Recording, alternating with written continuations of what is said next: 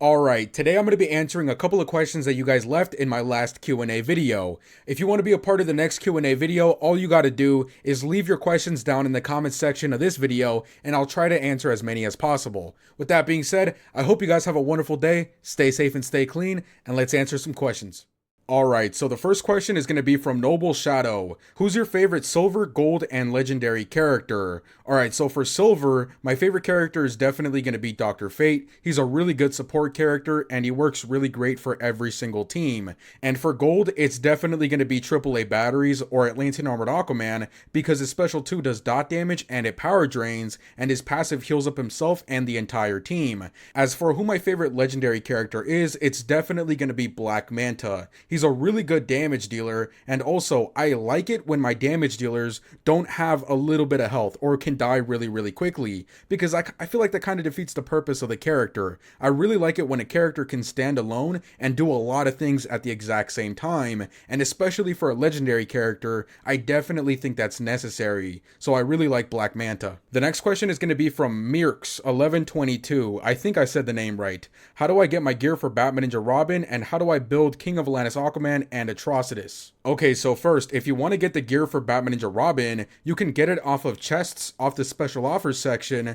or you can wait to be lucky off of raid drops. And if you want to build King of Atlantis Aquaman, he's obviously going to be a damage dealer. The main things you want to focus on in his gear set is going to be fast attack, critical attack chance, critical attack damage, and attack. And then for the talents, you want to max out the armor pierce. And if you want to build Atrocitus, all you have to do is max out his defense and give him a lot of health. Atrocitus is going to be a support character, and building up support characters is really simple, because all you need to do is make them a tank. And once you max out his defense and give him about 30,000 or 40,000 health, you then want to max out his fast attack so you can make him a combo builder. The next question is from Noah, and he's asking how high can the combo meter go up to? Okay, so I did watch a video about this a long time ago, and I think somebody made it up to 1,000. I don't remember it going up by any higher, so that might be the limit, but at the end of the day, it really doesn't matter, because once you reach 40 on the combo meter, that's when you max out your damage for your special ability, so you never really want to make a combo any higher, because you're just going to waste time. Anyways, the next question is from Sad Salmon, and he's asking what happens when you finish Heroic Tier 7, or in other words, what happens when you finish solo raids? That's a pretty good question. Nobody knows the answer just yet because nobody has finished solo raids,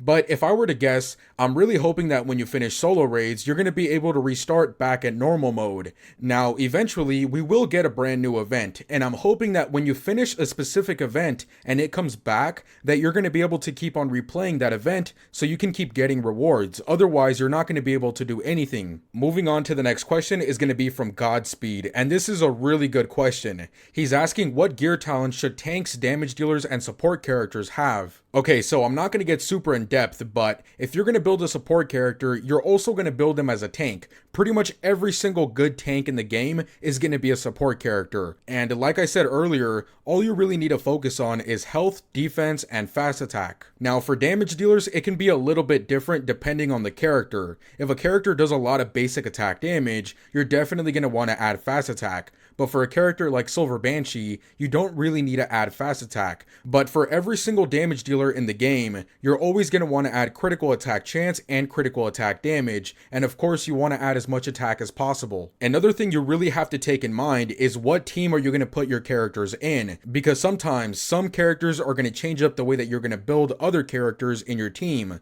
Like for example, the Batman Ninja team, 99% of damage dealers out there are not going to be using lethal attack because it's useless. But for the Batman Ninja team, they work a little bit different. You do want to add lethal attack because they get a lot of bonuses. And even though this might seem really obvious, I myself made a really big mistake one time because I didn't check Multiverse the Flash's passive. I didn't know that it worked on himself, so when I built the character, I accidentally gave him critical attack chance, which was completely useless because his passive already gave him critical attack chance. And unfortunately, because of that mistake, I had to change up his gear talents, which cost me a lot of gear reforges, so make sure that whenever you build a team, that you really understand how they work. Moving on to the next question is going to be from Jesus Alvarez. What would you change about the game from a developer's point of view? Alright, so definitely 100%, the one thing that I would change is the way that characters are made in Injustice 2. If you look at characters like Multiverse Armored Supergirl, Multiverse the Flash, Batman Ninja Catwoman, Batman Ninja Gorilla Grodd,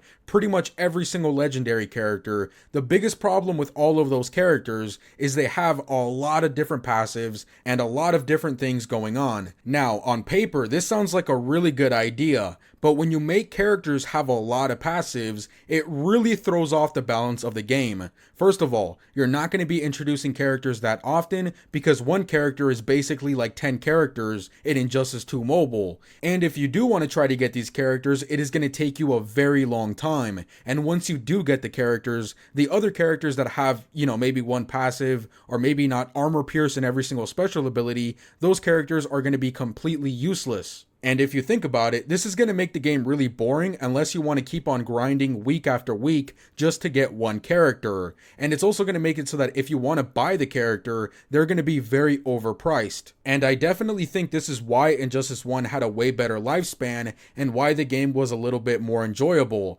Getting one character wasn't that hard, but there was a lot of different characters in the game. And almost every single character in Injustice 1 only had one passive, which made the game a little bit more balanced. And because of this, there was always brand new characters being added to the game, which made the game a lot more fun. As a matter of fact, this is really obvious if you go look at the difference in arenas for both games. If you look at the arena for Injustice 2, a lot of people are going to be using the same characters and the same teams.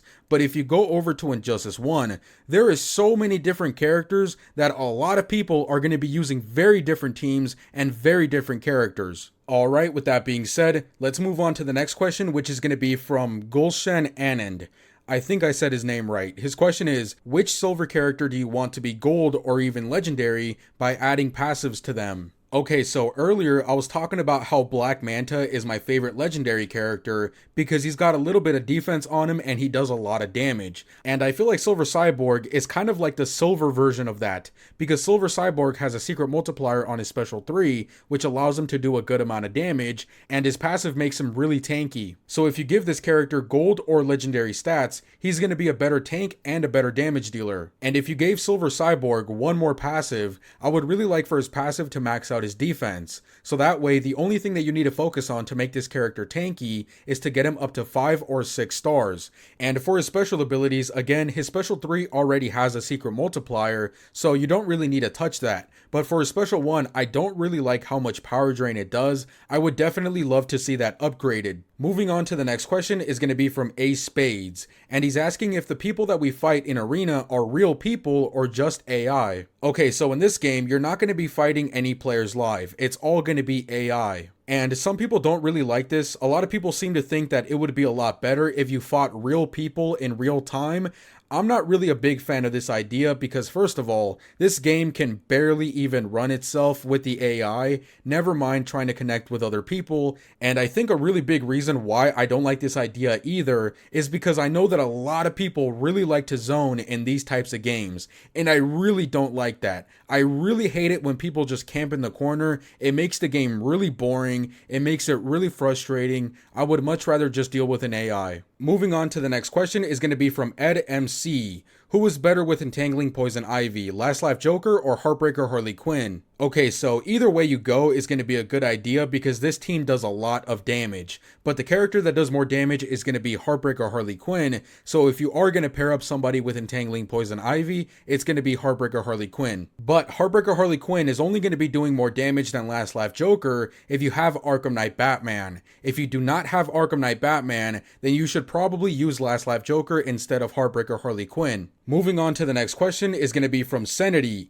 How can you make a character really strong to get a higher rank in Arena? Okay, so first of all, because of raids, your damage dealer is already going to be doing a lot of damage. So what you really need to focus on is your support character and your tank. Because in this game, to have a really high threat, you need to have as much defense and health as possible. And that's what your tank and your support character should have. And when you have a really high threat, you're going to be able to find really high threat opponents in Arena, which is going to give you a lot more points, which is going to make you rank higher. Moving on to the next question is going to be from Chigazi. I think I said that right. Does the All Blades still drop in Raid 6? And this question actually came in at the perfect time because I just got another All Blades this week when we finished T6. So the All Blades definitely still drops in T6. Moving on to the next question is going to be from Lucas. I have a few questions. What is the best looking character in the game? Which smartphone do you use? And how many subscribers do you want to get? And in the bottom, he says, P.S. You are the best YouTuber. And thank you, Lucas. I know I'm the best. I really appreciate your compliment. As for who the best looking character in the game is, in my opinion, it's going to be Predator Batman. First of all, he's a Batman character. That's really the only reason I need. And also, he's got the red and black theme, which I really like. Black and red are two of my favorite colors, so it just makes him even better. And for his second question, which is what phone do I use the Razer phone too. It's pretty cheap, but it does exactly what I want it to do, and you can also make the screen 120 Hz, which is really, really nice. It doesn't really have a good camera, but I really don't care because I don't use the camera very often. And for his final question, which is how many subscribers do I want to have? That's a really good question. I don't really know. I don't really put too much interest in how many subscribers I have, just because there's two things that I care more about in my YouTube channel. Number one, this is honestly the most important thing to me. It's the like to dislike ratio. Look, I really like making views. I really like making money. But at the end of the day, if my content is bad and people don't like it, I don't like that. That doesn't make me happy. I look at the like to dislike ratio very often, and I definitely look at that way more than my views or my money or my subscribers. The second thing that I obviously care about is going to be the views, because I do want to make a little bit of money from all the effort that I put into my videos. But if I were to put a number as to how many subscribers I would like to have, it would either be 100,000, 1 million, or 10 million. And the reason why is because whenever you hit one of those goals, you get one of those really cool plaques from YouTube. Moving on to the next question is going to be from Annan. I've been playing the game for like a year now, but with long periods of time where I don't play. I'm getting back into the game now though. Any tips to help me get stronger characters? Okay, so first of all, you don't want to keep taking those really long breaks because you're not going to get very much done. In this game, you need to be grinding a lot to get really good characters and to be really well established. So first things first, you got to get into a league. Even if you're not playing, at least your league is going to be getting you rewards whenever they finish raids. And the really cool thing about raids is that you get a lot of free characters from shards, and you get a lot of really high level gears.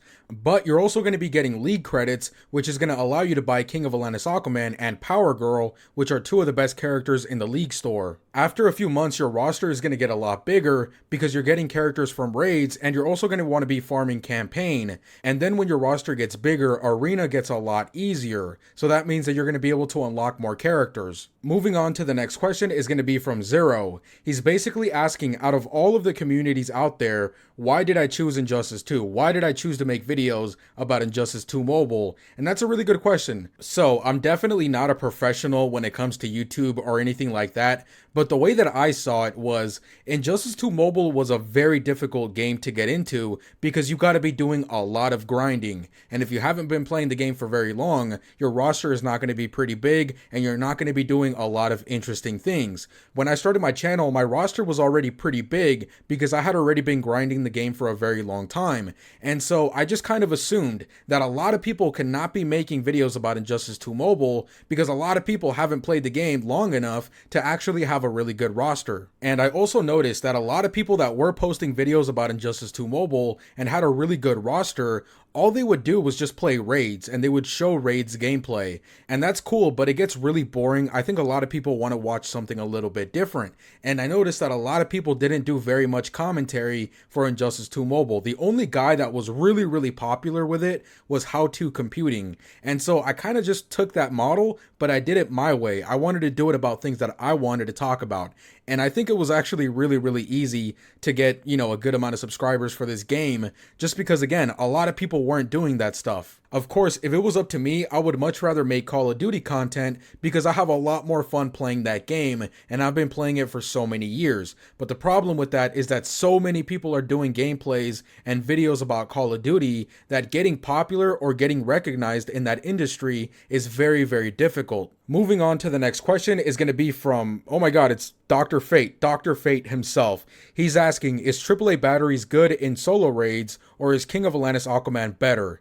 Okay, so King of Atlantis Aquaman is definitely, easily way better than Atlantean Armored Aquaman in solo raids. Atlantean Armored Aquaman doesn't really do that much damage in raids in general. His Special 3 does a decent amount of damage, but if we compare him to King of Atlantis Aquaman easily does way more damage. Moving on to the next question is going to be from Swifty. Who's the best character in Injustice 2 Mobile? Now, a lot of people have their own opinions, but I think generally for most people, the best character is going to be King of Atlantis Aquaman. He does a lot of damage in raids and solo raids, and he's pretty much useful in any game mode just because one of his passives brings him back to life whenever he dies, so you don't really have to worry about his health. Moving on to the next question is going to be from Stavros. If you could max out one character that isn't necessary to upgrade, who would it be and why? Alright boys, we all know the answer to this question. My favorite character in the entire game, AAA Batteries or Atlantean Armored Aquaman. I really like his passive and I really like his special too. That's pretty much the only reason why. But if I had to pick somebody aside from AAA Batteries, I would definitely pick a character like Batman Ninja Gorilla Grodd. Not because he's a good character, but because getting gears for a character like Batman Ninja Gorilla Grodd is really difficult. And if somebody's just gonna give him to me, I would definitely pick a character like this. I can build a lot of different characters out there, even if it takes me time, but getting gears for a character like Batman Ninja Gorilla Grodd, that takes forever. Moving on to the next question is going to be from Neymar. How do I build my Shazam? Okay, so Shazam is going to be a support character. And like I said earlier, building support characters is really easy. All you need to do is build them as a tank. Add a bunch of defense, add a bunch of health, and you're definitely going to have enough space to even max out the fast attack. Moving on to the next question is going to be from Siraj. If Cheetah were to get 3 good passives, would she be the best character in the game? Well, that's kind of a question I can't really answer because it just depends on how good her passives would be. Moving on to the next question is going to be from V3 Gaming. Is it worth refreshing pips in Arena if you only have 2 good teams? Okay, so first of all, if you only have 2 good teams and you spend gems to refresh, every single refresh is going to be about 120 gems. So if you spending 120 gems allows you to rank up a lot higher and unlock a character a lot quicker and make you more gems, then yes. But it also depends on how many gems you're going to be making every single day. If you break even, it's kind of worth it just because at the very least you're going to be getting characters a little bit faster. But if you're going to be losing too many gems, then no, it's not worth it. Moving on to the final question is going to be from Thomas Cordova. Are you doing good? First of all, thank you for caring, Thomas, and I'm doing all right. I mean, I can't really complain. I have a roof over my head. I have a really comfortable bed. I can play any game I want on my PC. I can eat whatever I want because I could order it from any service that I want. And yeah, so it's going pretty good. The only 2 things that I would kind of complain about is that I have been slouching a lot recently, and it kind of hurts my back. I don't like that. I want to try to stand up a little bit more straight, but it's a little bit weird because my body is already used to slouching.